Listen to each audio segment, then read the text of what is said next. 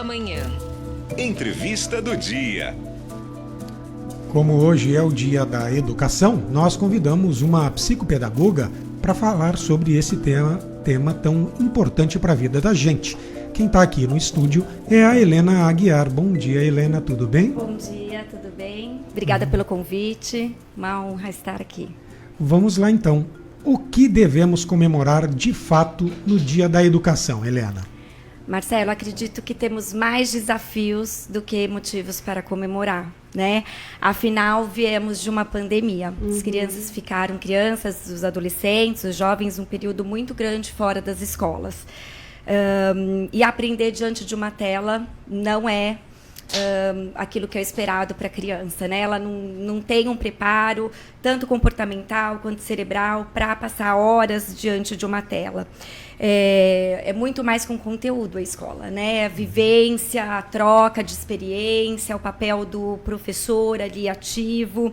Então, essa privação da vivência escolar durante a pandemia trouxe reflexos que agora nós precisamos estar atentos, né, e acolher essas crianças e os jovens para que eles possam se desenvolver de forma saudável. Por isso eu digo, temos mais desafios do que motivos para comemorar. Quando a gente fala em educação e você fala aí da educação escolar, a gente está se referindo à formação acadêmica. Mas educação também tem a ver com o que os pais ensinam. Tem educador que diz que educação é uma coisa e formação acadêmica é outra completamente diferente. Como estabelecer um equilíbrio entre isso e mostrando, principalmente para crianças, o que é o que fica na escola, o que cabe à família. Na verdade, para mim, enquanto educadora e psicopedagoga, eu não penso que um exclui o outro. Eles se complementam, né? É papel, sim, da família educar para os princípios e valores, né? A família deve exercer esse papel. Mas a escola vai complementar, porque a criança, quando entra na escola, é lá que ela vai ter o convívio social, né, o convívio com os diferentes, aprender a dialogar respeitando, né, pessoas que pensam de forma diferente. Então, a escola, nesse sentido, ela não é apenas acadêmico, né? Ela complementa também essa educação que deve, sim, começar em casa, né? Mas que vai se estender para o espaço escolar.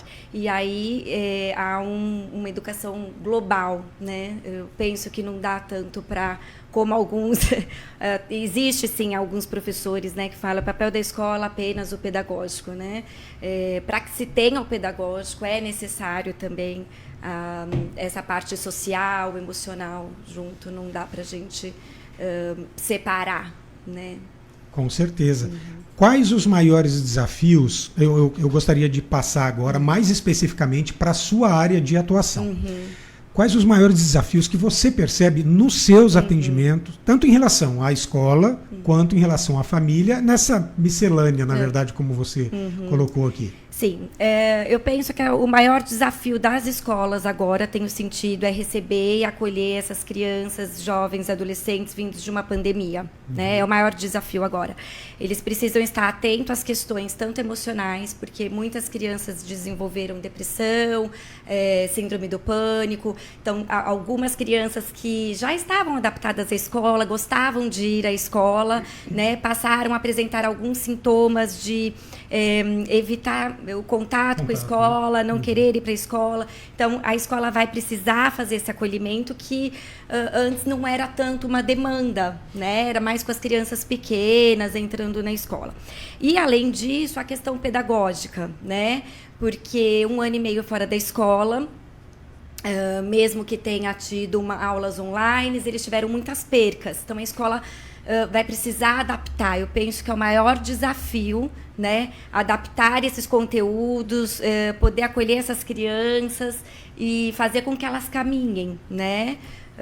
Para as famílias, o que eu percebo, né? Que elas me trazem muito. É uma dificuldade de acompanhar mais de perto, né, o desenvolvimento dos filhos, seja porque trabalham muito, uma vida muito corrida, e então realmente acabam não conseguindo estar tão próximo, quanto colocar limites. né? Eu penso que essa é uma questão que sempre aparece. Ou por uma culpa, né? As famílias às vezes se sentem culpadas porque ficam muito fora, e aí quando chegam em casa querem suprir esse tempo que ficaram fora, então tem dificuldade de pôr limite, e principalmente em relação às telas. Né, as telas, televisão, celulares e tablets e tudo mais. As famílias, eu não digo que é tanto uma dificuldade da criança, né? Porque eu sempre digo para os pais, quem dá o celular foi um adulto. Quem deu o iPad ou o tablet foi um adulto, né? Então, existe uma dificuldade dos pais colocarem um limite. Aí, volto a dizer, ou porque tem uma dificuldade em relação a esse sentimento de culpa, ou porque acabam também, é uma forma de amenizar ali, poder fazer algumas coisas da casa, e enfim, e aí os pais deixam ficar, né? Mas isso também acarreta um prejuízo aí escolar, de aprendizagem, de desenvolvimento. Então, esse é um ponto com a família. Em relação ao meu trabalho em específico, numa avaliação psicopedagógica, ajudar as famílias e as escolas a entenderem que o diagnóstico, um nome, uma etiqueta para um problema de aprendizagem não é o mais importante, né? Ele não é o fim, ele é o meio. O mais importante é entender porque em determinado momento uma criança, um jovem, um adolescente não está desenvolvendo ou aprendendo como esperado para a idade dele. E quando nós conseguimos entender quais são as causas, as possíveis causas naquele determinado momento, a gente consegue fazer mudanças e ser mais assertivo, tanto orientando a escola, né, algumas possíveis adaptações, quando orientando a família, muitas vezes uma mudança de rotina, as crianças que são pouco estimuladas e que precisam ser mais, ou ao contrário, crianças com excesso de estimulação, de atividade, a família precisa repensar ali a rotina. Quanto daí a proposta psicopedagógica em si, ali na sala, no setting, né, com a criança, para ajudar que volte a aprender com vontade, com alegria, e que consiga, né, ir acompanhando, se desenvolvendo. Esses são os desafios. Eu tenho amigas, né, que são professoras e tal, e elas falam muito desse desafio, porque elas têm que seguir uma cartilha. Elas têm que seguir aquilo ali. E muitas vezes as crianças, elas estão querendo outros estímulos, né? E aí chega em casa, igual você falou, a mãe ou o pai cheio de coisas para fazer, também não tem, às vezes, nem noção de que estímulo dá para o meu filho para ele se entreter. Você acha que tanto a educação, a família vai precisar se readaptar? Porque essas crianças, elas... gente, não tem como comparar. Tem gente que fala, ai, mas na minha época... Tudo bem, na nossa época era diferente. A gente não tinha computador, a gente não tinha tanto estímulo. Até mesmo a televisão era mais controlada pelos pais, não era? Agora não. Então, como se adaptar? Será que lá em cima, lá no ministério, eles teriam que vir com uma adequação, entendeu? Será que, sei lá, eu estou achando que tem que ter uma mudança aí, porque as crianças realmente não estão aprendendo. Elas estão indo ali porque tem que ir, não está interessante para elas. É complicado ficar engessado, né? O conteúdo, como eu disse, essas crianças ficaram 1 ano e meio fora, né, da escola. Então, uma criança que chega no 5º ano e que não vivenciou um 3º, 4º, ou de uma educação infantil que não vivenciou a educação infantil, já foi para o ensino fundamental, para uma alfabetização, não dá para aplicar o conteúdo sem levar em conta que a criança não teve essa vivência. Então, os professores vão precisar fazer essas adaptações, né? Às vezes, trabalhar o mesmo conteúdo, só que de forma diferente.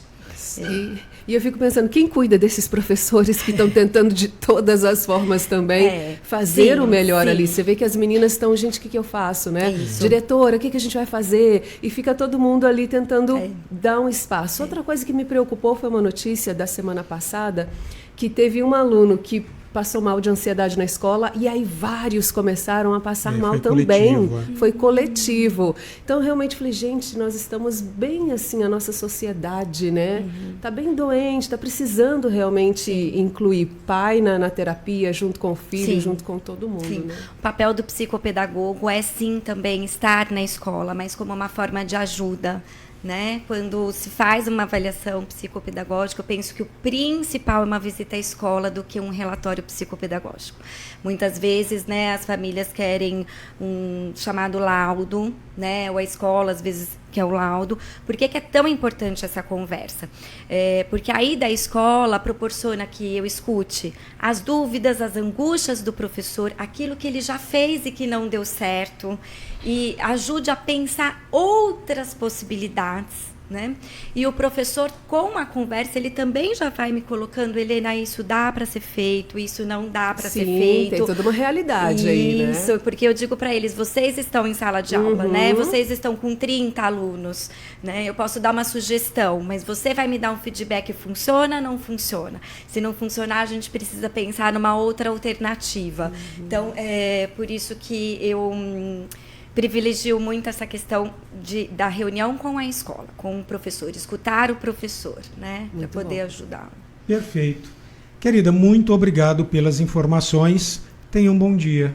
Obrigada. Eu queria deixar aqui, posso? Claro. Eu tenho um @ do Instagram. Por favor, passa aí pra nós. Helena Aguiar, tudo junto, Helena Aguiar. _ psicop, os 2 P's mudo.